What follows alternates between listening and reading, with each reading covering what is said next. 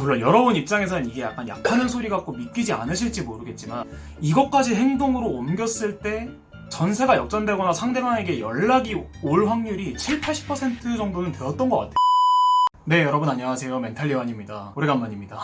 지금 구독자 수 상위 12분 정도의 연애 유튜버분들, 그분들의 재회 관련 조언을 하나하나 분석을 해봤습니다. 역시 각각 들어보면은 다들 일리가 있는 말씀들을 하고 계세요. 하지만 이게 결정적인 문제는 사람마다 적용이 안 됩니다. 왜냐면 사람마다 이별하는 상황이 각기 다르기 때문이에요. 예를 들어 한 유튜버분은 재회를 생각을 할 때 모든 것을 싹 비우고 상대방의 입장에서만 생각을 해라 라고 얘기를 하는데, 아니 이미 한 달에 매달려 버렸네. 그래서 뭐 만날 수조차 없네. 이런 경우에 적용을 할 수가 없는 것입니다. 그래서 구독자 수 상위 12분 정도의 의견과 어떤 저의 심리학 지식들을 종합을 해서 재회 확률을 가장 안전하게, 범용적으로, 그리고 대부분의 케이스에서 적용할 수 있는 방법이 없을까, 극대화시킬 수 있는 방법을 오늘 소개를 하겠습니다.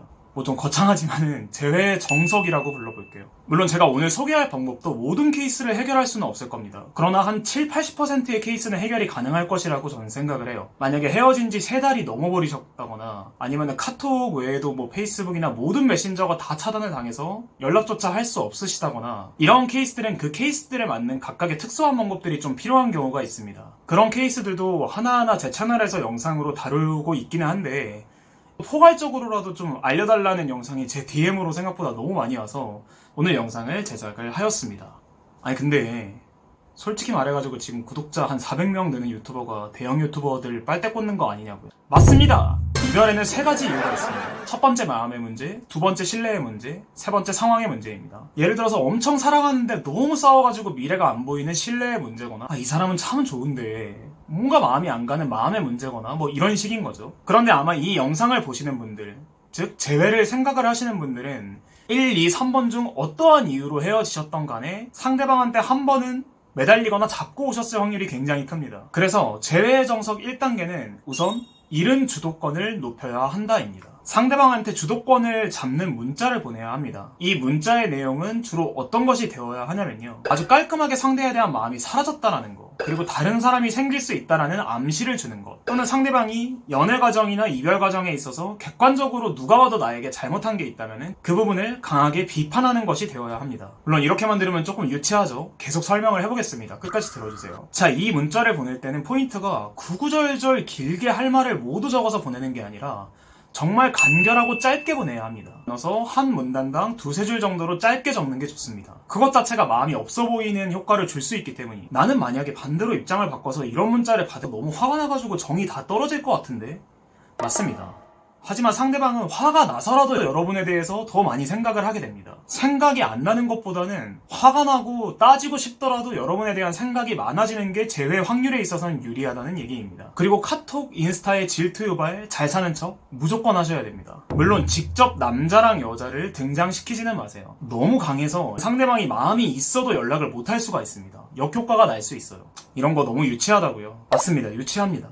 하지만 이별은 상대방과 나 두 사람의 자존감을 어느 정도씩은 조금씩 감소를 시킵니다. 그렇게 상대방도 어느 정도 자존감이 낮아져 있는 상태에서는 이 유치한 질투 유발 기법이 사람을 흔들리게 하는 법입니다. 그러니까 주도권 잡는 문자 보내기, 그 다음에 카톡 SNS에 잘 사는 척 해놓기. 자, 여기까지 해놓는 것, 이걸 하면은 뭐가 좋냐고요? 물론 여러분 입장에서는 이게 약간 약하는 소리 같고 믿기지 않으실지 모르겠지만 이것까지 행동으로 옮겼을 때 전세가 역전되거나 상대방에게 연락이 올 확률이 7-80% 정도는 되었던 것 같아요. 전체 케이스들 중에. 오히려 지금 이 영상을 보시면서 느끼시는 그 두려움, 머뭇거림, 이런 건 내 남친은 너무 눈치 빨라가지고 안 통할 것 같은데, 이거 내 상황이랑은 달라, 너무 유치하고 상대방은 생각도 안 하고 있는데 그런 문자 보냈다가 더 뜬금포로 읽혀서 이상해 보일 것 같다, 이런 거 생각하시다가 행동으로 옮기지 않아서 재회에 실패하는 확률이 훨씬 더 높습니다. 자, 이 1단계 이후가 바로 2단계 공백기입니다.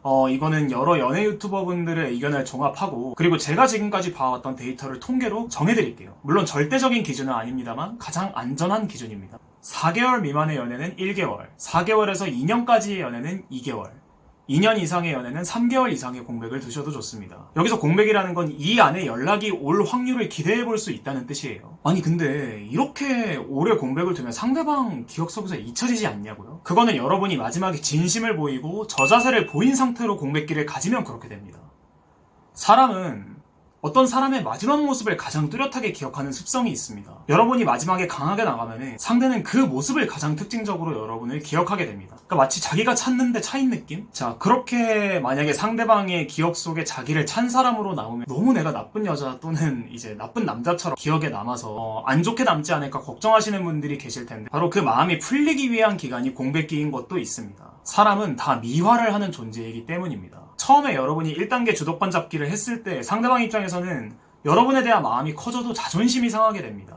하지만 한 달, 두 달 지나가면서 문득 자기가 잘못한 것도 생각나기 시작하고 여러분이 그래도 사귈 때 잘해주었던 것들도 하나둘 생각나기 시작합니다. 그러면서 결국 여러분을 보고 싶어하는 마음 상태가 찾아옵니다. 이 상태에서 3단계 재접근, 이것을 해야 합니다. 자, 어떠셨나요? 제가 좀 내용이 방대하다 보니까 어쩔 수 없이 영상을 나누게 됐는데, 제가 오늘 참고한 연애 유튜버 분들 중에 재회 자체에 대해서 반대하는 분들도 계시다라는 것을 저도 분명히 알고 있습니다. 그래도 그분들이 재회를 만약에 한다면 어떻게 할 것인가 방법론에 대해서 찍은 영상을 토대로 오늘 영상을 제작을 하였습니다. 영상 보시느라 고생 많으셨습니다. 감사합니다. 멘탈리안이었습니다.